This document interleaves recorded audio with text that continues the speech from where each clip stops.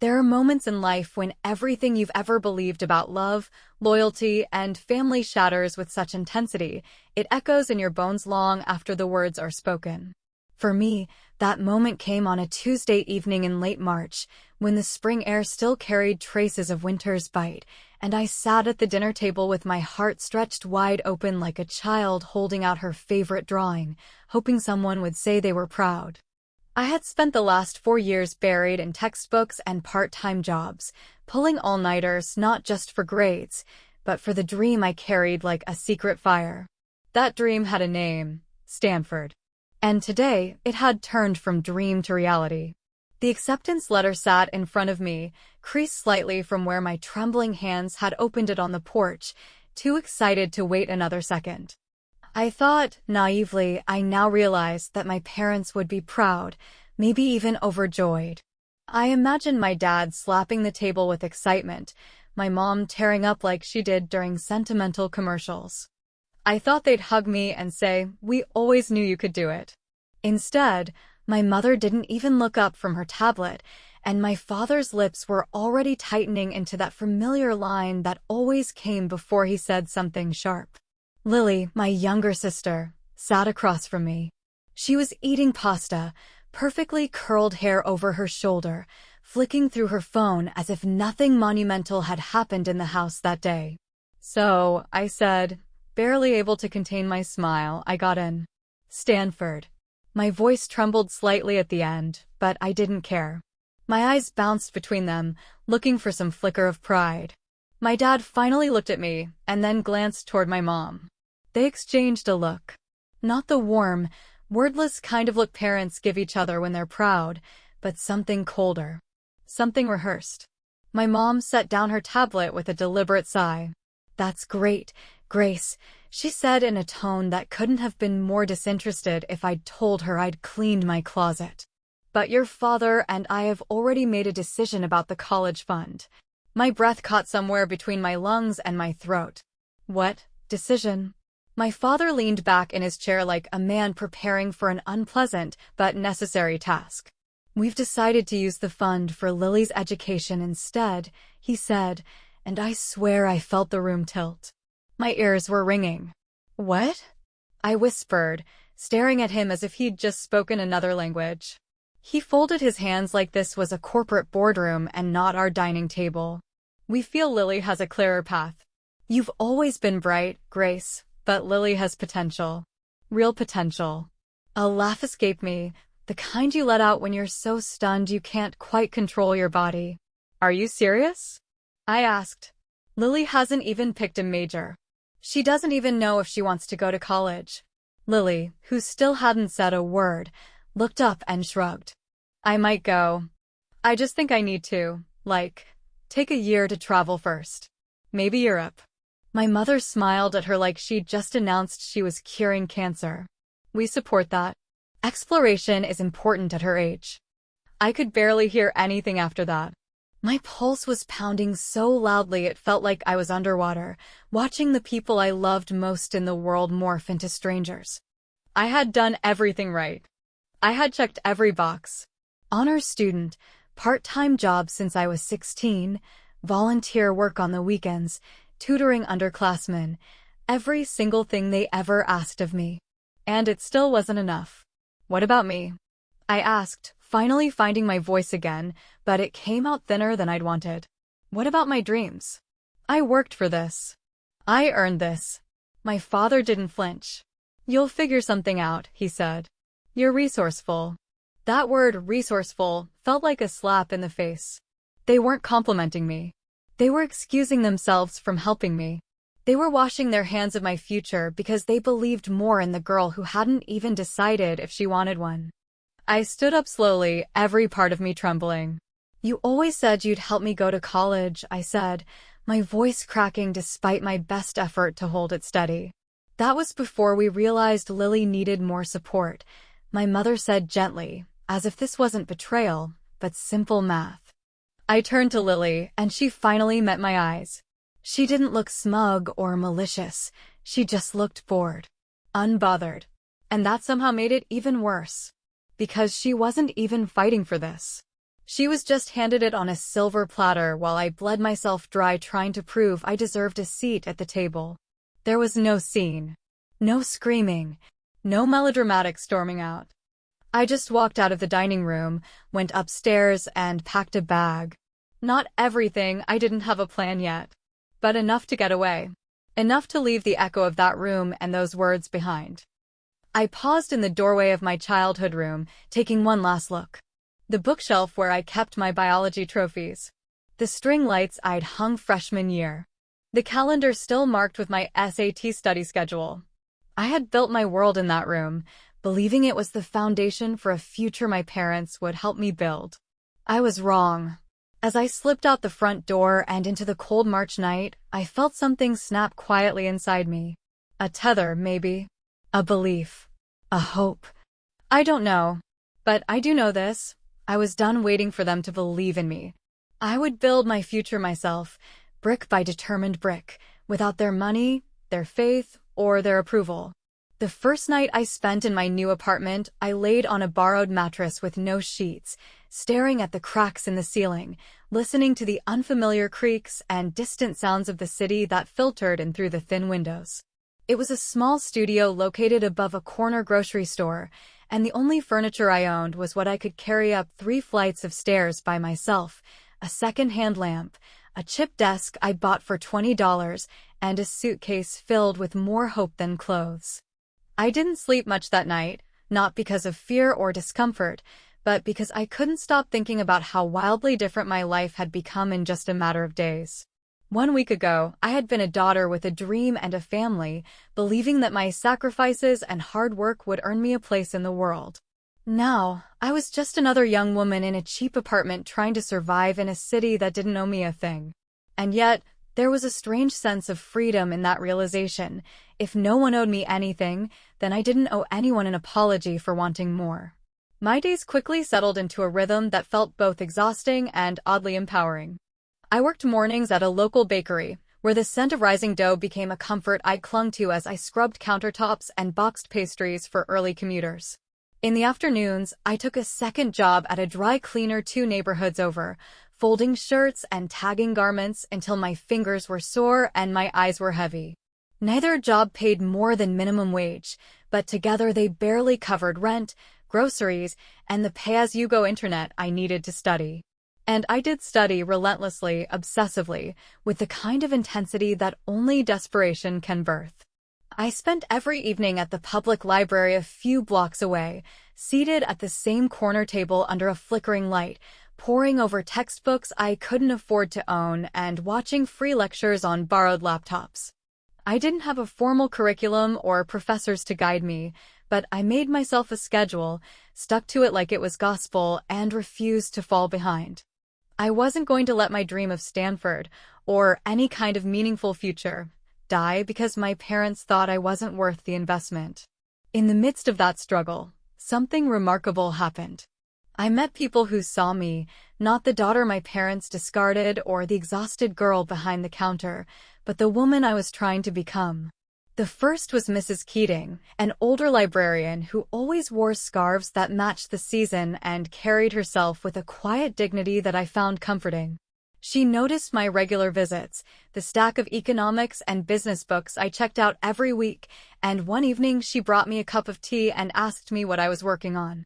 I told her the truth about Stanford, about the betrayal, about my desire to do something bigger than survive paycheck to paycheck. She didn't respond with pity, which I appreciated more than I can say. Instead, she nodded slowly, as if she'd known all along that I was meant for something more. She began recommending books, sending me links to free online courses, and introducing me to local mentors who visited the library for community programs. Through her, I met James Lynn, a retired entrepreneur who once ran a chain of organic markets before selling his company and shifting his focus to mentoring young people with a passion for building something from nothing. James wasn't warm in the traditional sense. He was blunt, often curt, and sometimes seemed disappointed in how little I knew, but he showed up every week to check my progress, challenge my ideas, and give me the kind of real-world business insight I couldn't find in any textbook. He was the one who first encouraged me to consider starting a small side hustle, something manageable but scalable, something that would teach me what no classroom ever could. I was hesitant at first. What kind of business could I possibly run from a studio apartment with no capital and no experience? That question haunted me until one morning. As I boxed cinnamon rolls behind the bakery counter, I overheard a customer complaining that she couldn't find affordable gluten-free treats for her daughter's birthday. I had been experimenting with recipes at home, partially as a way to stretch my grocery budget, but also because baking had always been a quiet joy for me, one my mother never valued, but one I held close all the same. That night, I stayed up past midnight perfecting a gluten-free muffin recipe, and by the end of the week, I'd created a small menu of allergen-friendly baked goods, which I sold on weekends at a nearby farmer's market stall I rented with the help of a microloan Mrs. Keating helped me apply for. The first 2 weekends were a mess. My packaging fell apart in the heat, I ran out of change halfway through the day, and one customer complained that my cookies tasted like cardboard. I cried in the back of the stall after closing, wondering if I'd made a terrible mistake. But something in me refused to give up. I went home, rewrote every recipe, redesigned my labels with help from a graphic design student I met at the library, and tested every batch on my coworkers at the bakery, who offered feedback with the kind of unfiltered honesty only exhausted people on break can provide. The third weekend, I sold out. Completely. People came back asking for more. They brought friends. One woman placed a bulk order for her daughter's school fundraiser. I wasn't making much money yet, barely enough to cover ingredients and stall fees, but for the first time in months, I felt like I wasn't just fighting to stay afloat. I was building something. There are milestones in life that arrive not with a grand fanfare or a spotlight, but in quiet, almost imperceptible moments of realization, like standing in your kitchen at midnight, still wearing flour-dusted jeans, and realizing you no longer feel afraid when you open your bank app. That moment came to me 3 years into my journey, long before the world would come to know the name Gracious Goods, and long before investors started calling my phone instead of ignoring my emails. What had started as a folding table at a farmer's market with a handful of gluten-free muffins and barely enough cash to break even had slowly evolved into something real, something powerful. I'd begun by listening more than I spoke, studying the customers who returned week after week, paying close attention to what they said about food, allergies, convenience, and their children's needs. I realized early on that I wasn't just selling baked goods. I was offering relief to parents of children with dietary restrictions, comfort to people who often felt excluded from birthday parties and office potlucks, and trust in a world that rarely offered it when it came to food labels. The innovative breakthrough came on a rainy afternoon in early spring, the kind of day where the sky feels like it's folding in on itself and everything smells like wet concrete and possibility. I had been experimenting with shelf-stable baking mixes, hoping to create something that could be sold online and shipped nationwide. But every trial resulted in bland or inconsistent results until I stumbled across a particular blend of oat flour and a secret protein binder made from chickpeas and rice starch. Not only did it work, but it also held up better than traditional mixes, retained moisture longer, and had the bonus of being completely free of the top 8 allergens. With that recipe, I created the first product under the Gracious Goods label, a line of allergen-free baking mixes packaged in recyclable containers, each printed with simple instructions and bold, transparent ingredient lists.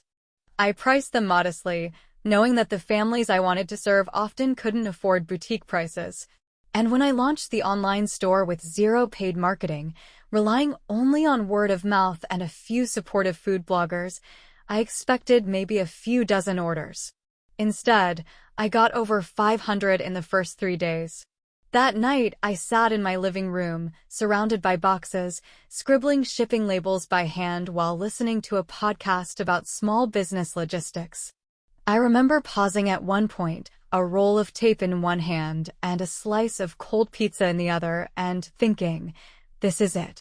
This is how it starts. Over the next 10 years, I built the company inch by inch, milestone by milestone, powered by sleep deprivation, relentless curiosity, and a deep, unshakable hunger that had nothing to do with food.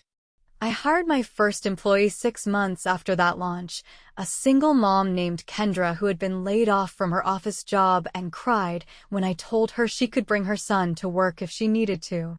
A year after that, we moved operations into a proper commercial kitchen, and I remember signing that lease with shaking hands and an ironclad sense of purpose.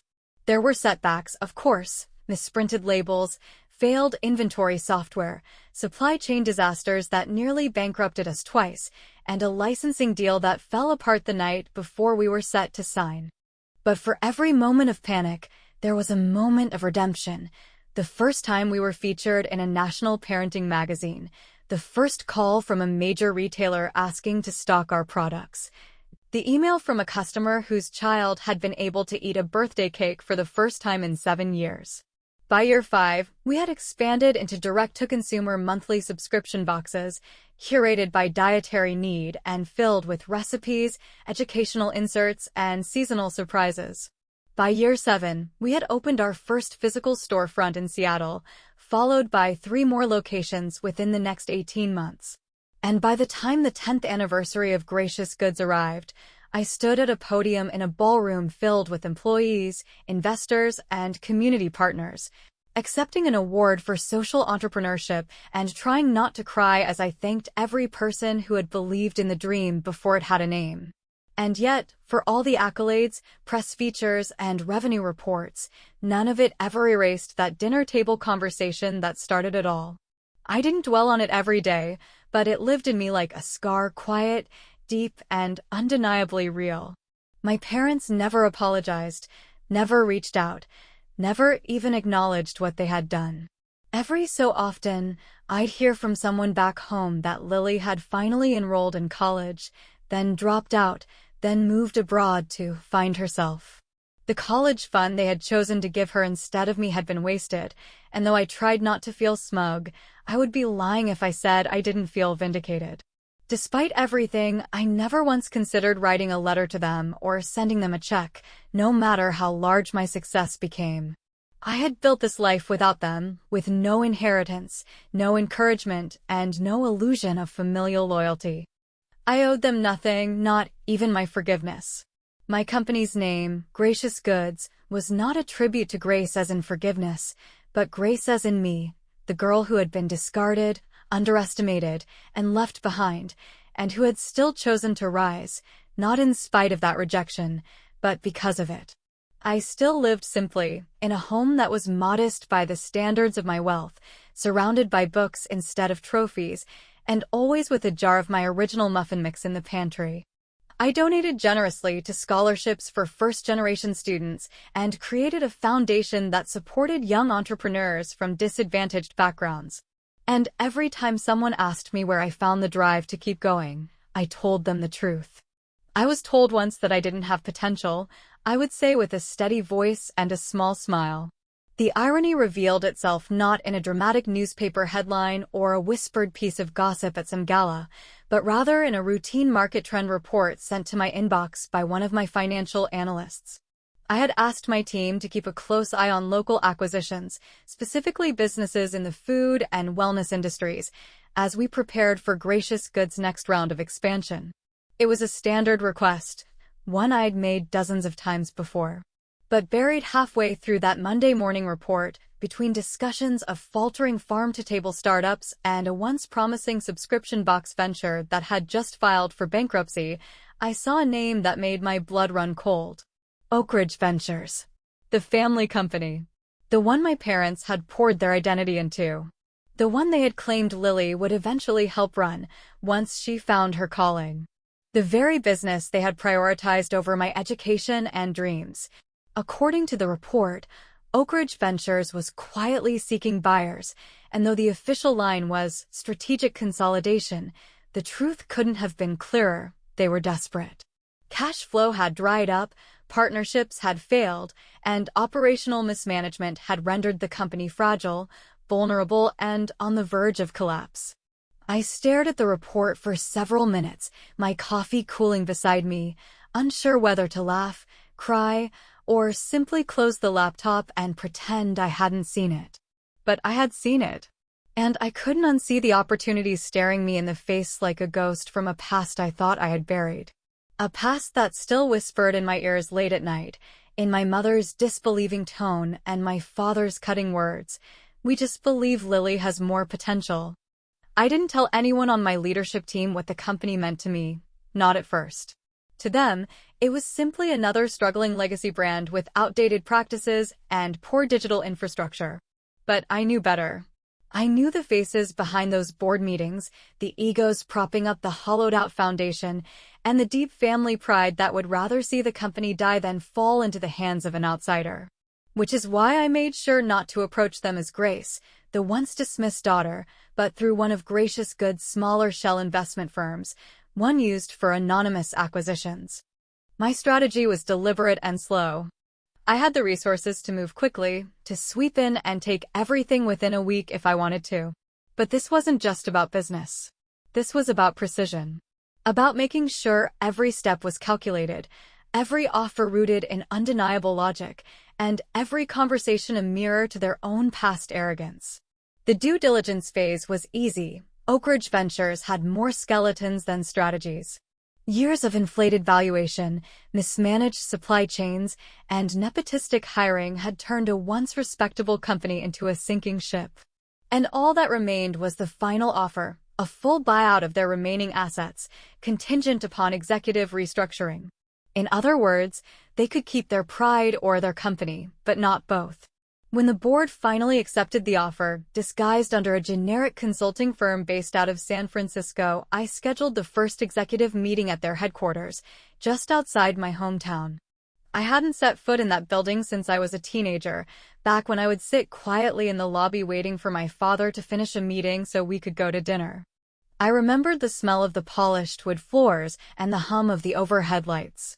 It was strange, surreal almost, to walk in through those glass doors not as a forgotten daughter, but as the new owner. The boardroom hadn't changed much in 20 years. Same mahogany table, same oversized portraits of the company's founders on the walls.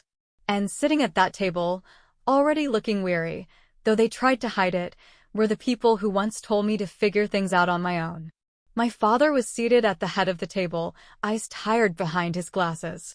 My mother sat next to him, her posture still rigid with the kind of dignity she wore like a badge. And Lily, uninterested as ever, was scrolling through her phone until the sound of the door closing behind me made her look up. There was a flicker of confusion in my father's eyes when he first saw me. Then, something else, recognition, disbelief, and, finally, discomfort. My mother's jaw tightened before she managed to smooth it into a polite, practiced smile. "Grace?" she asked, her voice a perfect mix of forced cheer and deep suspicion. "What are you doing here?" I didn't sit down right away.